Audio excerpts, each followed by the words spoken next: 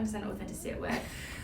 So AmazingIf, we our starting point, we talk about these two sort of versions of yourself.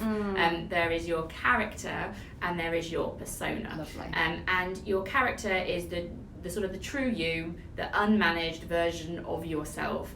The persona is you with a bit of effort. So it's sort of the you want everybody to see, particularly at work. Now, ideally, those things, imagine two circles, character and persona here, ideally those things are very, very close together, overlapping. So when you show up at work, you're as much your true version of self, the unmanaged version of you, as possible. Accepting that there are days when we're going to have to put on a persona. If I'm going into a big meeting with an organisation, I'm going to try and read that organisation. I'm probably going to be a little bit more managed until they know me and I know them.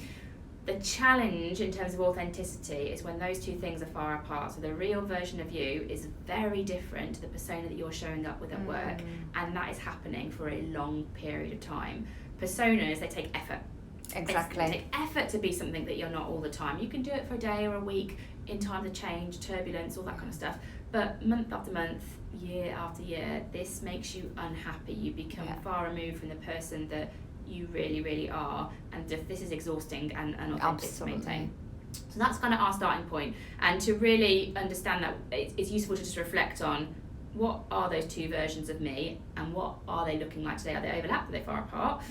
But it's also to work out when you know your values, so I can say, okay, my values are freedom, growth, energy and achievement. So how does that show up at work? The more I can show up with that at work and be in places that value that and value that authentic version of me, the more I can bring these two things together.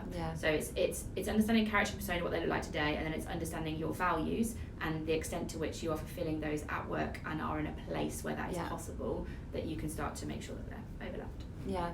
Do you think there are lost opportunities if we kind of impose a persona on the person when it's not necessary? Definitely. I think sometimes it's easy to do for organisations because they have a need and they have people.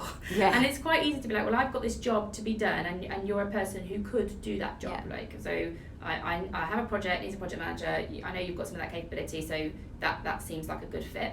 But actually that person might be better at other things, that just because that they might be good at it or have done it before, it might not be the thing that makes them really happy, and it might not be the thing that they could do the best.